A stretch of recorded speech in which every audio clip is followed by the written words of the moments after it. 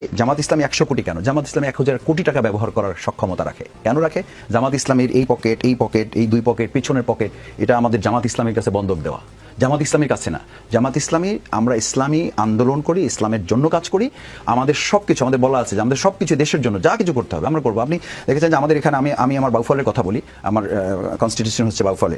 সেখান থেকে আমার কয়েক হাজার লোক এসছে লঞ্চ করে, একেবারে ঈদের মতো উৎসব করে এসছে।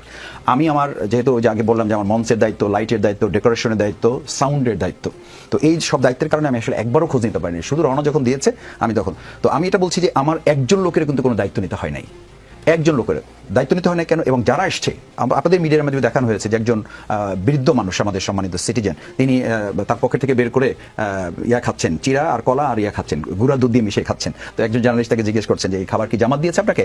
বলছে যে না, এটা আমার বউ দিয়েছে আমাকে। তো বলছে যে আপনি এখানে আসছেন, জামাত আপনাকে কোনো সরবরাহ করে নাই? বলছে যে না, আমি জামাতের উপর নির্ভর করে এই প্রোগ্রামে আসি নাই, কারণ আমি জামাত করি না।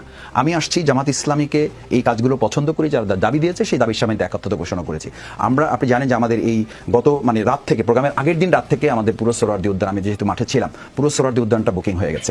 সেখানে আমরা শুধুমাত্র পানি দেওয়া ছাড়া, এই পানিটাও কোনো ব্যক্তি তারা পাঠিয়েছেন এবং বলেছেন যে আমার নাম বলবেন না, আমার কথা বলার দরকার নাই। কয়েক হাজার না, লক্ষ বোতল পাঠিয়েছেন এবং আমাদের হাতে এখনো প্রায় লক্ষাধিক বোতল আমাদের কাছে সংরক্ষিত আছে। জামাত ইসলামীর এই দেশপ্রেমের চেতনাটাকে, দেশের মানুষ যদি আপনাকে ওন করে, আপনি টাকার জন্য কোথাও হেরে যাবেন না। জামাত ইসলাম হেরে যাচ্ছে না। সুতরাং যে কেউ যদি মনে করে জামাত ইসলামী কোথায় টাকা পায়, এটা আমরা বহুবার বলেছি, আমি বলেছি, ছাত্র শিবিরে থাকতে বলেছি যে বাংলাদেশ ব্যাংক একসময় দেউলিয়া হয়ে যেতে পারে, বাট বাংলাদেশ জামাত ইসলামীর অর্থনৈতিক এই সেক্টরটা, আমাদের শুধু ইসলামী ব্যাংক থেকে আমাদেরকে কোনো রকম অন্যায়ভাবে বের করে দিলে, আমাদের অমুক হাসপাতাল থেকে বের করে দিলে জামাত ইসলামের ফাইন্যান্সিয়াল সেক্টরটা স্টপ হয়ে যাবে, এটা নির্বুদ্ধিতা ছাড়া কিছু নয়। কারণ জামাত ইসলামের প্রত্যেক কর্মী ত্যাগের রাজনীতিতে বিশ্বাস করে।